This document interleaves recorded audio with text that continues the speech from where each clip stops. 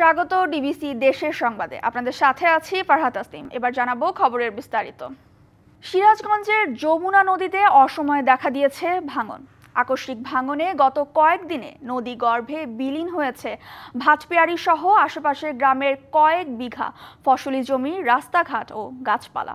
এমন পরিস্থিতিতে ভাঙন কবলিত নদী পাড়ের মানুষের দাবি স্থায়ী বাঁধ নির্মাণের। বর্ষার আগেই হঠাৎই ভাঙছে যমুনা নদী। সিরাজগঞ্জের সদর উপজেলার নদী তীরবর্তী ভাটপিয়ারি সহ আশেপাশের বেশ কয়েকটি গ্রামে অব্যাহত রয়েছে ভাঙন। নদীর পূর্ব দিকে চর জেগে ওঠায় ক্যানেল সৃষ্টি হয়ে স্রোত আঘাত হানছে পশ্চিম পাড়ে। গত এক সপ্তাহের ভাঙনে নদীগর্ভে বিলীন হয়েছে প্রায় ৩ কিলোমিটার এলাকার কয়েক বিঘা ফসলি জমি, রাস্তাঘাট, গাছপালা। এরই মধ্যে নদীর ভাঙন পশ্চিম তীর রক্ষাবাদের কাছে এসে পড়েছে। সর ভাঙ্গা সব জোত জমি গেছে, আমরা বাবা কেবা করিয়া চলমু ঘর বাড়ি, তারপরে আঙ্গুর ফসলই তো নাই, জমি জমা ভেঙে গেছে। ছিল ভেঙে নদী গর্ভে বিলীন হয়েছে, কবরস্থান ছিল ভেঙে গেছে, মাদ্রাসা ছিল সেটা ভেঙে গেছে। স্থায়ী বাঁধ নির্মাণ করে ফসলি জমি ও বিভিন্ন স্থাপনা সহ ভাঙন রোধে দাবি উঠেছে দ্রুত ব্যবস্থা নেয়ার। সরকারে যদি স্থায়ী বাঁধ না করে এই জায়গায়, তাহলে তো এগুলো জায়গা থাকবে না। কাজে আমাদের একটা স্থায়ী বাঁধের খুবই প্রয়োজন।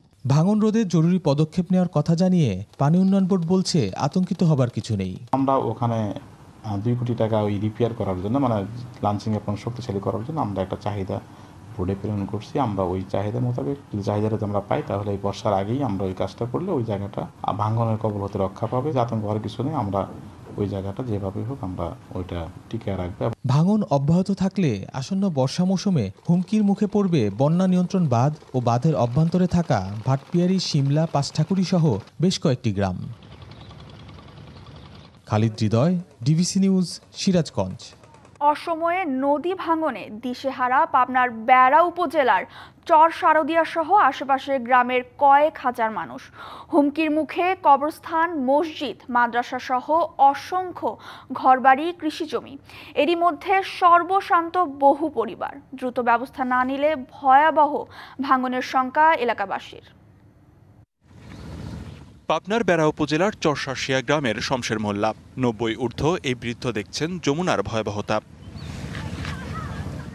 নদী ভাঙনে হারিয়েছেন 10 বিঘার বেশি ফসলি জমি। এবছর বর্ষা মৌসুমের অনেক আগেই যমুনা নদীতে দেখা দিয়েছে ভাঙন। 2 মাসের অব্যাহত ভাঙনে বসতভিটা হারানোর দুশ্চিন্তায় দিশেহারা শমশের। একই চিত্র বেড়া উপজেলার যমুনাপাড়ের বাসিন্দাদের। ভেঙে গেছে, আমারও ভাঙার অবস্থা। বাল বাচ্চা নিয়ে কখন যাবো, কি করবো, কি খাবো, এই নানান চিন্তা ভাবনাই খারাপ লাগে।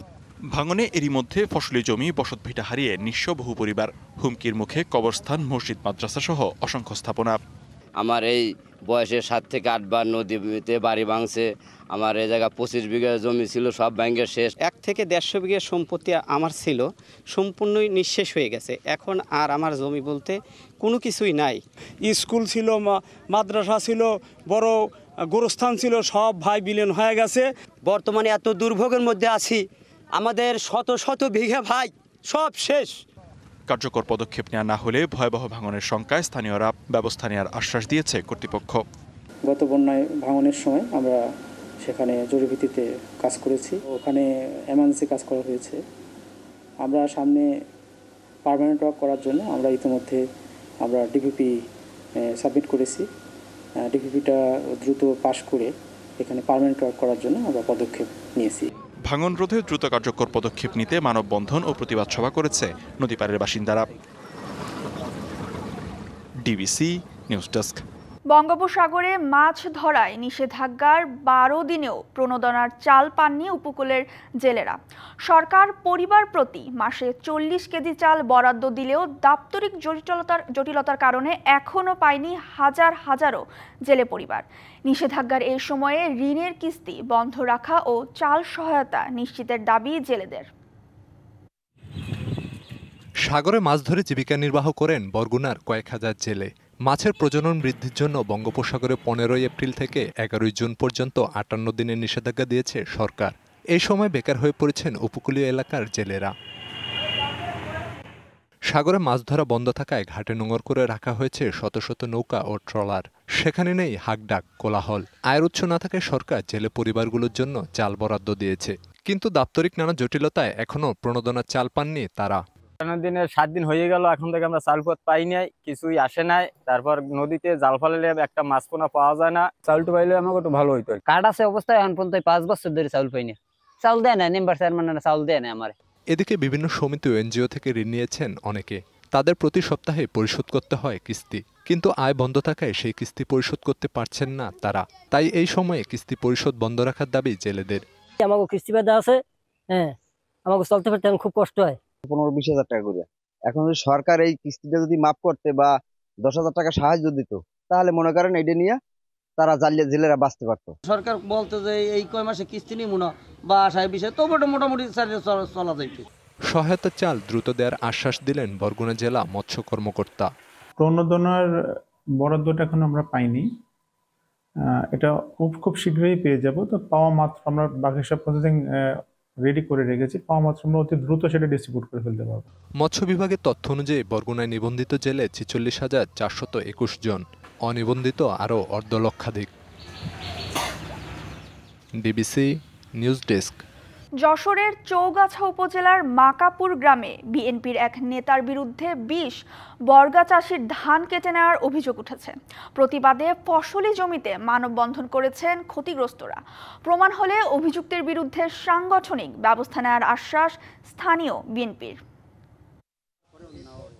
দীর্ঘদিন ধরে যশোরের চৌগাছা উপজেলার মাকাপুর গ্রামের হায়দার আলীর জমি বর্গা নিয়ে চাষ করে আসছেন 20 কৃষক। তার মৃত্যুর পর জমি নিয়ে বিরোধ দেখা দেয় ছেলে মেয়েদের মধ্যে। সেই সুযোগে স্থানীয় বিএনপির কর্মী সাজিদুর সহ কয়েকজনের বিরুদ্ধে বর্গা চাষীদের জমির ধান কেটে নেওয়ার অভিযোগ উঠেছে। তোমাদের গায়ে আমরা হাত দেব না, তোমরা আমাদের গায়ে হাত দাও, তোমরা আমাদের গায়ে হাত দাও। ঘটনার পর জমিতে গিয়ে প্রতিবাদ জানায় ক্ষতিগ্রস্ত কৃষকরা। অভিযোগ দেয়া হচ্ছে প্রাণনাশের হুমকিও।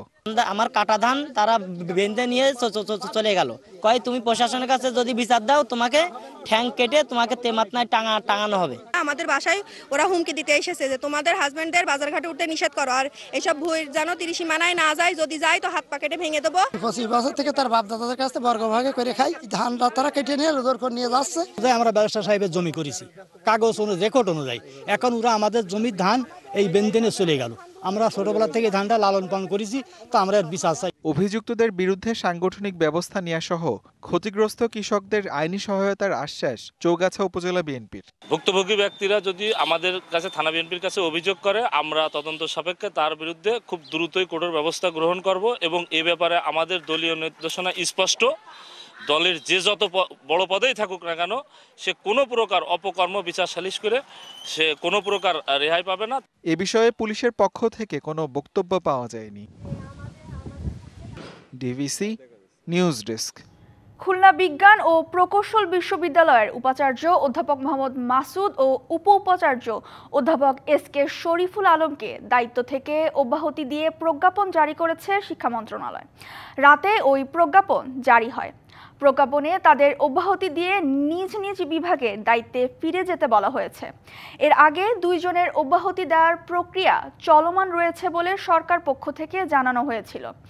অধ্যাপক মোহাম্মদ মাসুদ মেকানিক্যাল ইঞ্জিনিয়ারিং বিভাগের এবং অধ্যাপক এস.কে শরীফুল আলম কুয়েটের ইলেকট্রনিক্স অ্যান্ড কমিউনিকেশন ইঞ্জিনিয়ারিং বিভাগের শিক্ষক। প্রায় 2 মাস ধরে তাদের অপসারণের দাবিতে আন্দোলন করে শিক্ষার্থীরা। সংস্কারের অভাবে জরাজীর্ণ বরিশাল কেন্দ্রীয় বাস টার্মিনাল ভবন। প্রতিনিয়ত ছাদের পলেস্তারা খসে পড়ছে যাত্রী ও কাউন্টারের লোকজনের উপর। এরই মধ্যে চলছে অর্ধশতাধিক বাস কাউন্টারের কার্যক্রম। যে কোনো সময় দুর্ঘটনার আশঙ্কা করছেন সংশ্লিষ্টরা। নিরাপদ ভেবেই অপেক্ষা যাত্রীদের। এটি জরাজীর্ণ বরিশাল কেন্দ্রীয় বাস টার্মিনাল ভবনের চিত্র। 1991 সালে নথুল্লাবাদ এলাকায় 5.5 একর জমিতে নির্মাণ করা হয় বাস টার্মিনাল। বর্তমানে 2টি স্থাপনায় জরাজীর্ণ হয়ে প্রতিনিয়ত ছাদের পলেস্তারা খসে পড়ছে যাত্রী ও কাউন্টারের লোকজনের উপর। বর্ষায় বৃষ্টিতে ছয়লাভ থাকে মেঝে। যে কোনো সময় যাত্রী ছাউনির ছাদ ধসে বড় ধরনের দুর্ঘটনা ঘটতে পারে। আমি যে কোনো সময় বিপদের সম্মুখীন হতে পারি এরকম মনে হচ্ছে। খুবই খারাপ একটা অবস্থা দেখতে পাচ্ছেন, এখান থেকে ভেঙে পড়ছে। আল্লাহ না করে এটা আমার মাথার পরে এখন ভেঙে পড়ে। জরাজীর্ণ ভবনটি সংস্কার অথবা নতুন ভবনের দাবি সংশ্লিষ্টদের। অনেক রিস্কের ভিতরে আছে, যে কোনো মুহূর্তে আমরা মৃত্যু স্বীকার করে এখান থেকে কাজবাজ করতেছি। এটা সংস্কার করা প্রয়োজন, কিন্তু আমাদের বিভাগীয় শহরে এই তুলনায় আমরা কিছুই পাই না। বিষয়টি সিটি কর্পোরেশনকে জানানো হয়েছে, এমনটাই বলছেন বাস মালিক গ্রুপের নেতা। ভবনের ব্যাপারে তারা বলছে যে করবে এরকম বলতেছে আর কি, কিন্তু কখনো কেউ আসছে বা দেখছে কোনো এস্টিমেট করছে এরকম কোনো আমার জানা নাই। এদিকে টার্মিনালে স্থান সংকুলান না হওয়ায় বাস সড়কে চলে আসায় দীর্ঘ যানজটের সৃষ্টি হয়ে বেড়েছে দুর্ভোগ। বাস স্ট্যান্ডটা যদি শহরে আরেকটু পাশে বেশি জায়গা নিয়ে করা যায় তাহলে সুবিধা হয়। তাছাড়া তো এখানে যে পরিমাণ গাড়ি আছে এই জায়গায় সেই গাড়ি রাখা সম্ভব না। এই অবস্থায় সিটি কর্পোরেশনের কর্মকর্তারা বলছেন জরাজীর্ণ ভবনের জায়গায় নির্মাণ করা হবে নান্দনিক বহুতল ভবন। কাশীপুর বাস স্ট্যান্ড, এখান থেকে বাস স্ট্যান্ডকে আমরা ওখানে নিয়ে যাবো, আর লোকাল যারা আছে লোকালগুলো আপাতত নথুলাবাদে থাকবে। এতে আমরা আশা করছি যে শহরের ভিতরে চাপটা একটু কমে আসবে। দ্রুত নান্দনিক বাস টার্মিনাল নির্মাণের প্রত্যাশা বরিশালবাসীর। DBC news desk. Tangail Sadar উপজেলার রসুলপুর বাসিরুন্নেসা উচ্চ বিদ্যালয় মাঠে চলছে জামাই ও বউ মেলা। মেলা ঘিরে এলাকায় এখন উৎসবের আমেজ। স্কুল মাঠে নেমেছে মানুষের ঢল।